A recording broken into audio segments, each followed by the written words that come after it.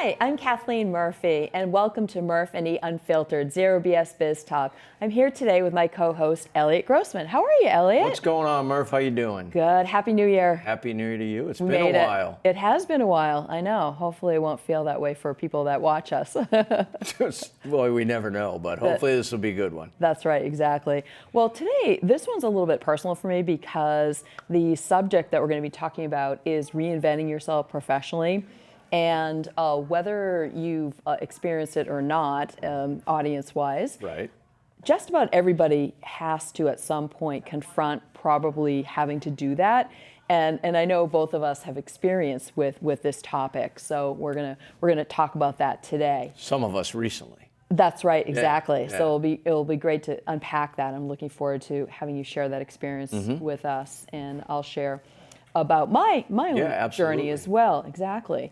So at some point, as we talked about, you never know when this is going to be. Hopefully it's beyond maybe 5 to 10 years into your career, right. But you never know. It could be that you just start off in your career and suddenly you realize, oh my gosh, that engineering degree that I got, I'm not feeling it. It's not working for me. I know I'm making good money, but this isn't really what I want to be doing. So then what, right? People, right. They panic. They get into the situation of how do I make this change? And oftentimes they keep it to themselves for a while. They kind of go through this evolution in terms of the experience, and it, unfortunately, reinventing ourselves, especially professionally, isn't something that we're necessarily taught to do.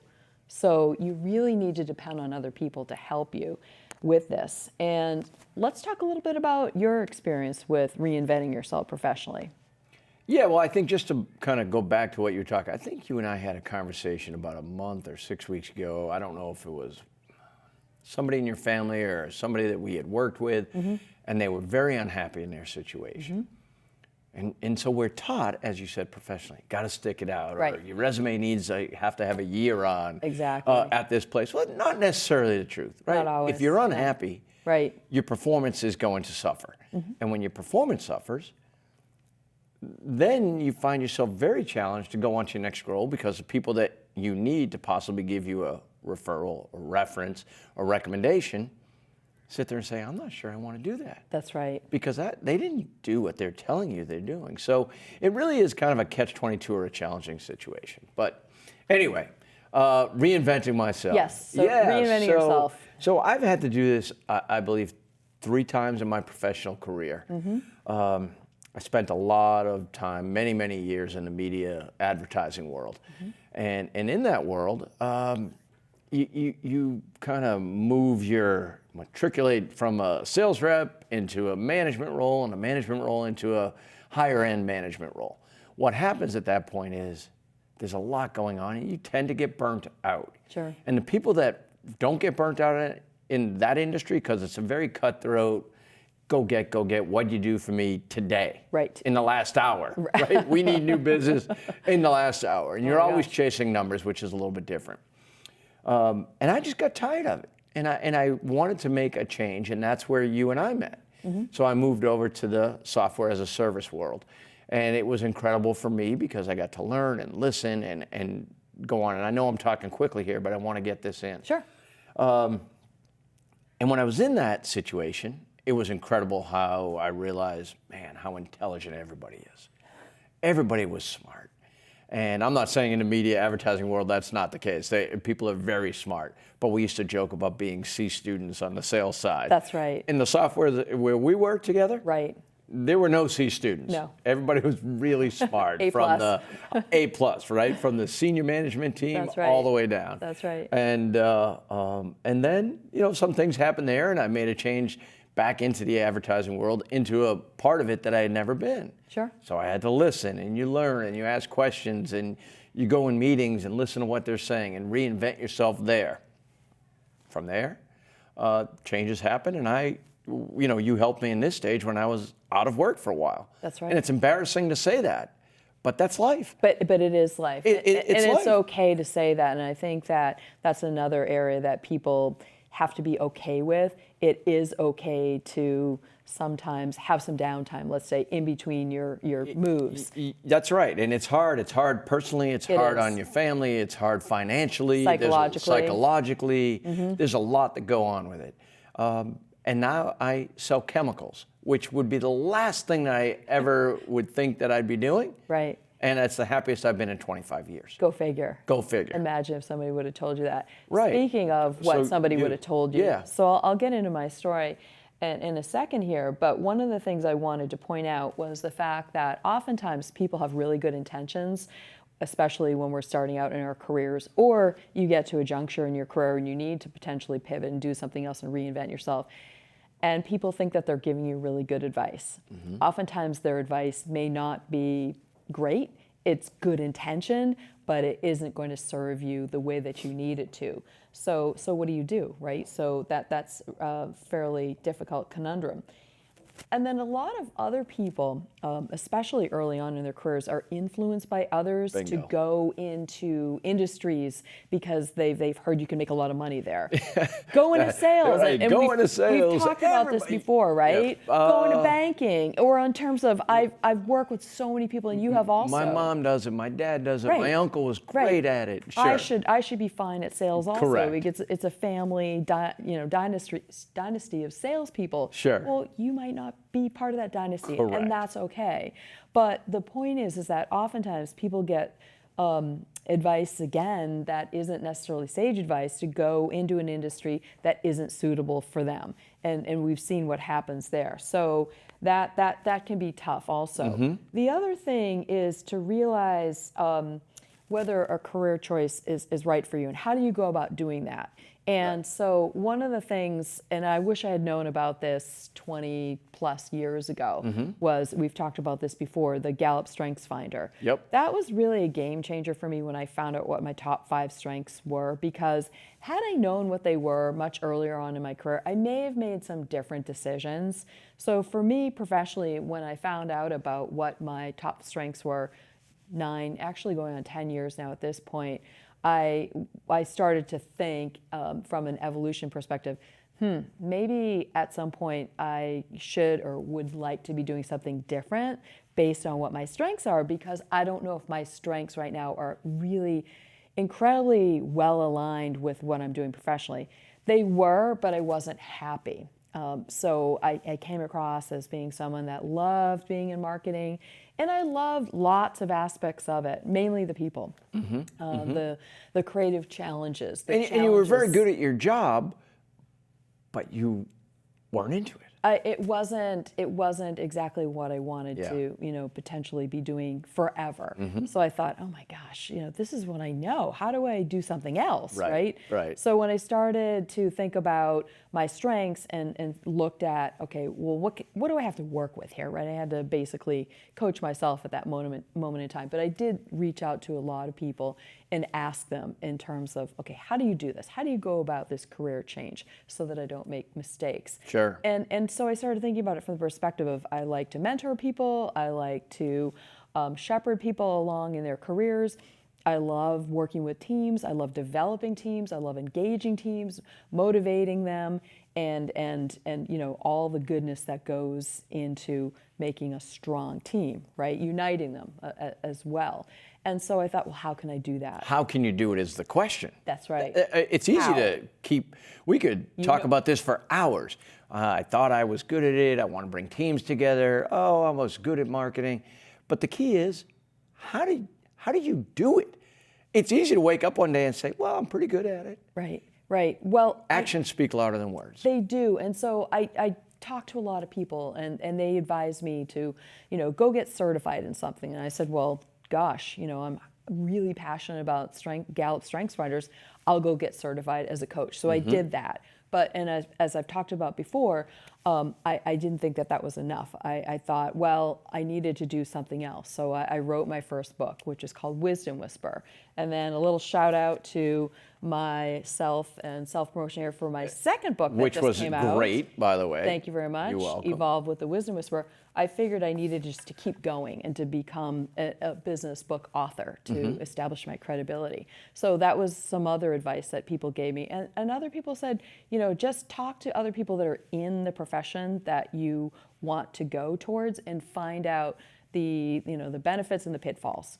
Which is why and I always laugh about this, #MarketMeToo. Yes. Because forget about, all those good things, don't forget about, right? You're an author, you're helping teams, you're working with individuals with Gallup, you're doing a number of things, but really you continue every day. I know you're traveling last week, you have more travel come up, to market yourself. Yes. First and foremost, which is all part of the reinvention. It really is. And so whether people are comfortable with reinventing themselves and applying marketing principles to themselves, they need to become a little bit comfortable with it. A lot of people are very uncomfortable with, talking about themselves and tooting their own horn. So my recommendation to people is to get others to do that for you. Right. That's the best method, especially if you just are terrified of doing that yourself. And so have others sing your praises. Right. And so how do you go about doing that? Well, that's hard, right? So I think the on the personal side, how do they sing your praises? Well, you try to be a good person. You talk to as many people as you can in many different situations on the professional side, personal side, and get them to realize that you're fairly intelligent. You have a good mindset to, maybe you need some direction, but a good mindset in where you want to go. And then there's nothing better than the people you work with to get in the role and actually kind of help your direction. That's right. And the mentor you throughout. I'm very fortunate right now. I told you I referee high school basketball. Yes. Well, I have a couple of guys that are mentoring me. Oh, great. That referee high school and college basketball, and it's been incredible because I can bounce a lot of things off.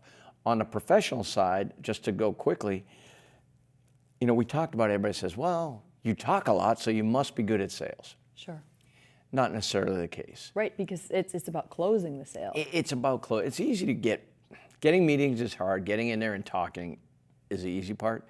The hard part is shutting up and actually listening. right? Because you think you want to hear yourself talk and tell you how great you are in the company and what we can do for you, but quite honestly, we need to understand what their needs are and ask the questions about them. So one thing I learned a long time ago from a very good manager and rep in the media world, he was a very soft-spoken guy, and he was very smart, and he used to do a lot of research and a lot of analysis before this was important. And I'd say, man, and I don't want to, embarrass him because I know he does watch these things, but watch our show and listen to the podcast, but I'd watch him, and he would close more business than anybody, the leading salesperson. And it was because he was prepared and he had done his research and he knew what the needs were and the trends were in the industry, where younger folks like me would just say, let's go out and knock on doors and go get appointments and eventually we'll close, right? Throw enough crap on the wall, someone's going to stick. Well, he didn't believe in that, and it was the right way to be, and I learned an incredible amount from him. So. Oh, I bet. So in the spirit of coming up with some suggestions for people that they can think about and take away from this conversation that we're having in terms of reinventing oneself, I want to share some of these with you and the audience, because these may or may not be ones that people have been privy to hearing before. So the first one is to spend the majority, if you were to spend the majority of your time thinking about, like, what do you daydream about? That sometimes is a clue in terms of the direction that career-wise maybe that you should be thinking about going towards to reinvent yourself. Think about also, if money were no concern, what would you be doing? If you just could wake up every day and go do something, what is that? Sometimes that will provide you also clues as to the direction that you should be going in. And not everybody, of course, has the luxury of thinking that way. That's right. But if you could just, humor us, right? That's part of the daydream. The two of them go together. That's right, exactly. Yep. And then think about when you're growing up, when people would ask you as a young person, so what do you want to be, Eliot, when you grow up, right? Right. I wanted to be an architect. I always wanted to be an architect. And then come to find out, maybe I wasn't as strong in math as I thought I needed to be. So I decided not to go in that career. But I had an uncle who was an architect, and I was highly influenced by him. I liked to draw. I love design, and I thought, well, that would be a great career for me. But then when I started looking into it, oh no.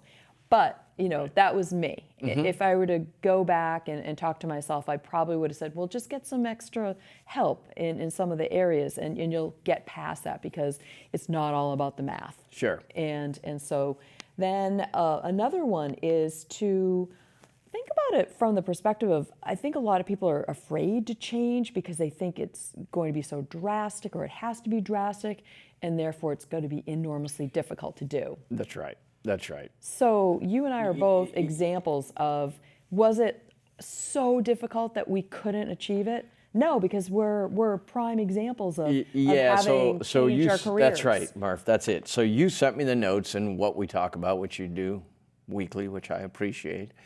Thank you. But this is the one that kind of stuck with me, right? It wasn't as hard changing industries, changing direction as many people think. They're like, well, I've been in the banking industry for 30 years. I can't go sell chemicals, or whatever it may be. Sure.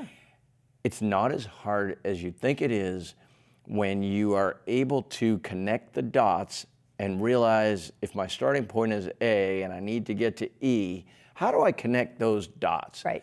And if you can connect those dots, the industries, aside from being a mechanical engineer or a chemical engineer, you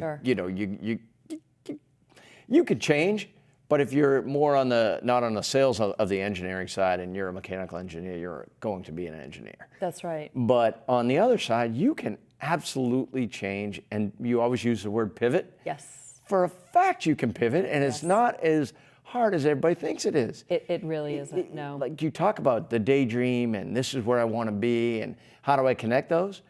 That's the part where it's okay to daydream, right? We talk about go out for a long walk. That's right. Jot it down. Put some notes in before you make that drastic decision, and then start connecting with people. That's right. Because now with what we have available to us with LinkedIn and all the other connections and social media, there's no excuse. There's no excuse. People will meet with you, talk to you. Mm-hmm. They're interested in helping. Everybody wants to be a mentor. Everybody wants to be a friend.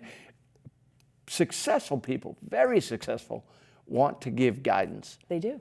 And so I think there's many different ways. They do. And one of the things that you talked about was you're not stuck. And that's something that people, I think, that I talk to all the time feel that they are. Mm-hmm. I felt so passionate about it, I put together a course for people that felt that they were stuck called 40-ish and Stuck, Get Unstuck. Now, 40-ish is just the decade. I have people taking this course that are younger than that, older than it, but it was just sort of the ode or nod to the experience of being stuck. And a lot of people around that decade seem to get or feel stuck. But they don't have to be, and it's just really more mental. And so if someone's really mentally stuck, I advise them to go talk to somebody about it, because they don't have to be that way. That's just not something that they have to contend with. And then I always advise people to, so going back to thinking about, oh gosh, when I was young, I wanted to be, fill in the blank. Go find somebody that's actually in that role and talk to them, because maybe that's going to inspire your inner child again to go back to whatever it was reason-wise that you were interested in that particular career at that point in time, and maybe reignite it. So let me jump in. Yeah. On the flip side, go talk to somebody in the industry that you were in, because you think you got to stay in that industry because you have the golden handcuffs. That's maybe right. you're making a lot of money. Great. Maybe things are going great. Go talk to people and realize why you made your first career change. Yes. Or your second. I did that in my most recent height. And you were, again, you and I went through Gallup, and you were nice enough to help me and kind of help me reinvent myself. But what was important is I went back to the people that I knew that was still in the industry. Sure. And I saw how unhappy they were. It's really hard when you have kids in school, you got a vacation home, you got a summer home down the Cape, whatever it may be, you got kids in college. When you get the golden handcuffs to say, I can't make that change. I totally get it, and that's not what we're talking about today. Nope.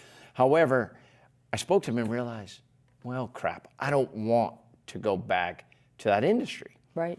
You and I discussed it, and I was then discussing, okay, maybe I want to be back in this field. And then I realized I wasn't great at it, and it didn't excite me every morning. Sure.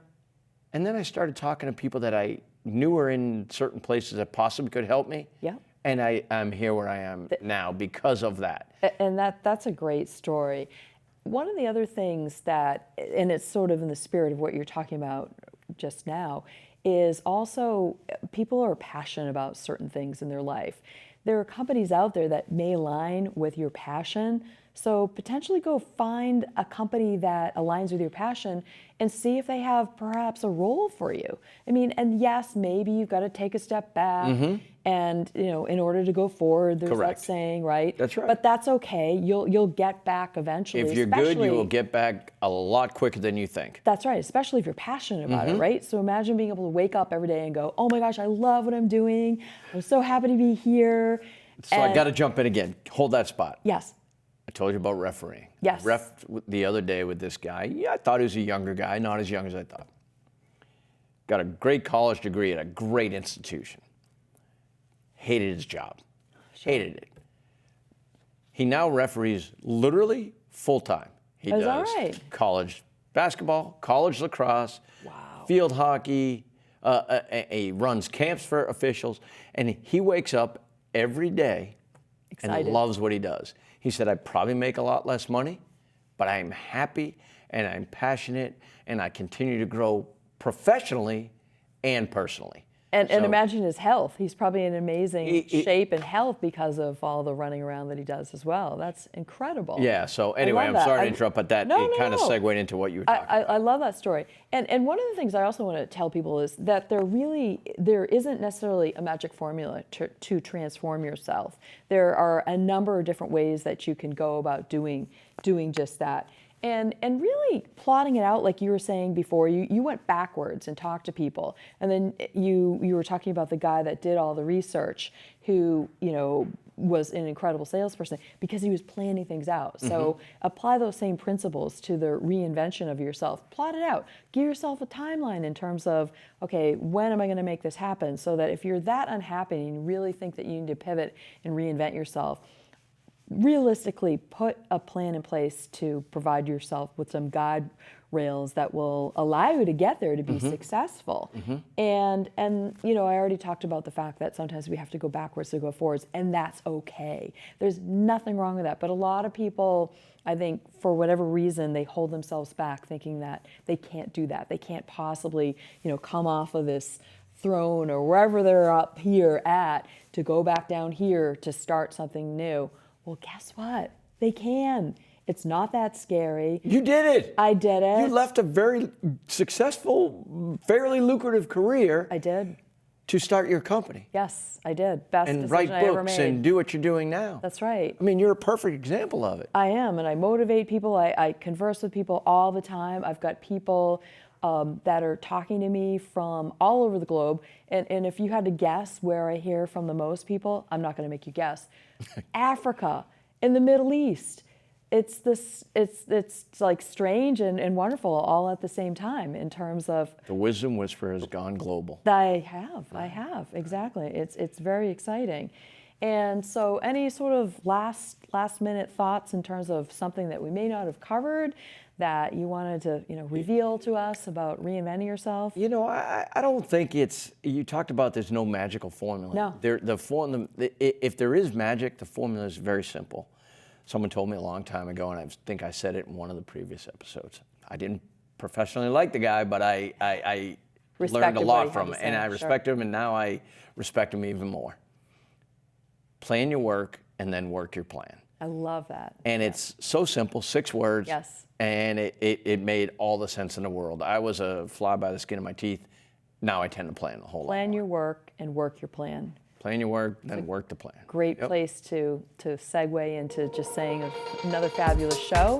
Looking forward to next week.